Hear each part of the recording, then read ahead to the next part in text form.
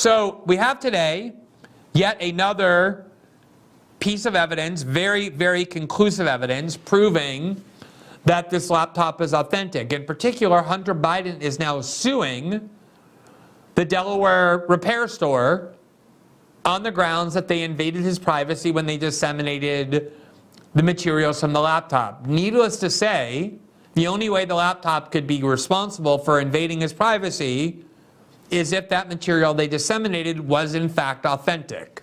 That's the necessary implication of the lawsuit.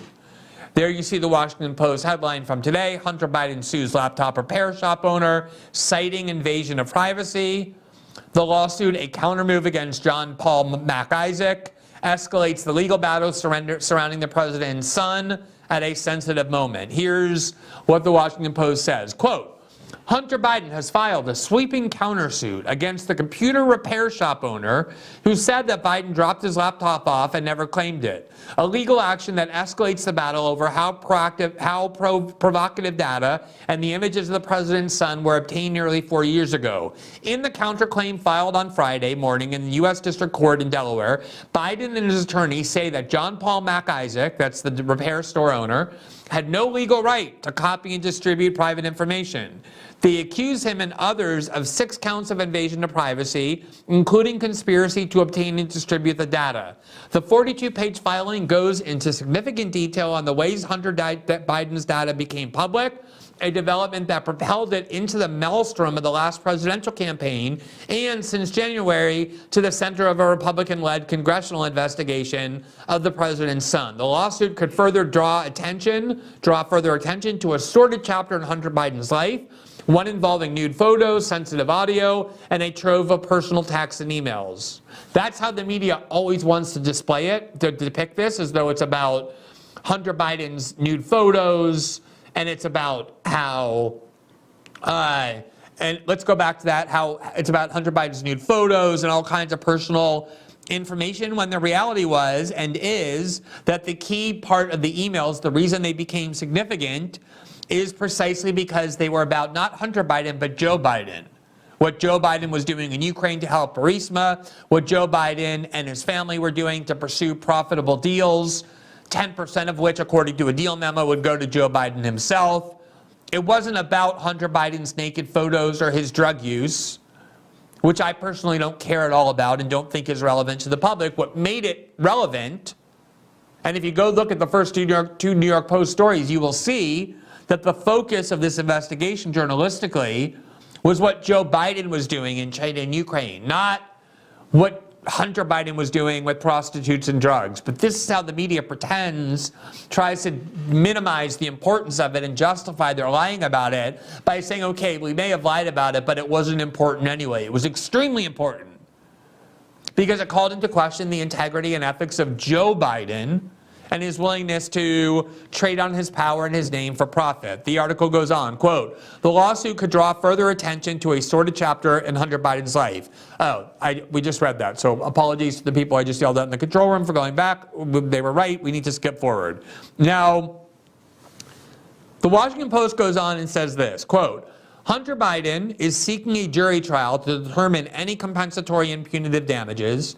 The suit also asks the court to require MacIsaac and others to return any copies or partial copies of any data belonging to the president's son. So he's asking for this information back on the grounds that it was his all along. That is an implicit admission that the laptop that was given to the FBI and Rudy Giuliani by this laptop owner was in fact Hunter Biden's materials and his laptop, otherwise this suit would make no sense. Now, Hunter Biden, knowing the implications of this for the media, inserted paragraphs into the complaint to try and deny that this is an admission that this is his. The Washington Post says, quote, still, the legal move required delicate positioning by the president's son, who has never explicitly confirmed that the laptop was his. Hunter Biden does not concede in his lawsuit that he dropped off the laptop, received an invoice, or neglected to pick it up. In response to such claims by MacIsaac, the filing states, Mr. Biden is without sufficient knowledge sufficient to admit or deny the allegations. But he does acknowledge that some of the data that has been released publicly belongs to him and concedes that Mac Isaac could have obtained it in April 2019. Quote, "This is not an admission by Mr. Biden that Mac Isaac or others, in fact, possessed any particular laptop containing electronically stored data belonging to Mr. Biden," the filing says. Rather, Mr. Biden simply acknowledges that at some point, Mac Isaac obtained electronically stored data, some of which belonged to Mr. Biden. That is a joke. This is a paragraph designed to allow the media and Biden's defenders to deny that Hunter Biden is admitting this was his because he says this isn't an admission. Of course it's an admission. It has to be an admission, or the whole lawsuit doesn't make any sense. Now, one of the reasons why Hunter Biden has to deny that he's admitting finally that the laptop is his is because he's been lying about this the entire time, pretending that he was in such a stupor from his drug use that he simply doesn't know whether he dropped the laptop off or not. Here was him telling that lie with the CBS morning show in April 2021 in a series of interviews he was doing when he released his book and wanted to promote his book. Watch what Hunter Biden says when asked if this was his laptop. It was delivered to the FBI by the owner of a Delaware computer store. You make just one reference to it in the book. Yeah. Is that laptop yours? You don't need a laptop. You got a book. You got the book. It's all in the book. And I don't know. I truly... You don't know? The serious answer is that I truly do not know the answer to that. Did you leave a laptop with a repairman Not in that Wilmington? I remember. Not that you remember? No. But whether or not somebody has my laptop, whether or not it was was hacked, whether or not there exists a laptop at all, I truly don't know. Are you missing a laptop? Not that I know of, but you read the book and you'll realize that I wasn't keeping tabs on possessions very well for about a 4-year period of time. I mean, not only does lying run in that family, but like very, very poorly skilled lying runs in that family. That's a complete and total joke. So now we're supposed to believe that there's this blind owner of a tiny little laptop repair store in Delaware who somehow got Hunter Biden's laptop in a way other than Hunter Biden dropping it off to get it repaired. I mean, it's the most implausible thing imaginable. Of course, everybody knows that Hunter Biden dropped off his laptop at this Delaware repair store and forgot to pick it up because he was in a drug stupor. Of course, that's what happened.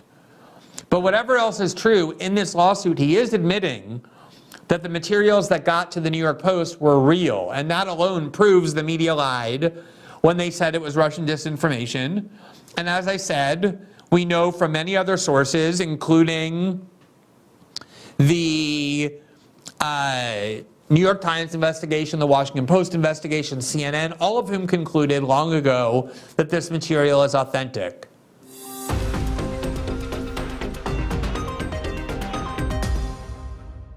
Thanks for watching this clip from System Update. Catch our full shows for free, live weekdays at 7 p.m. Eastern on Rumble, and join our locals community at greenwald.locals.com for all of my written journalism, exclusive after-show Q&As, and more.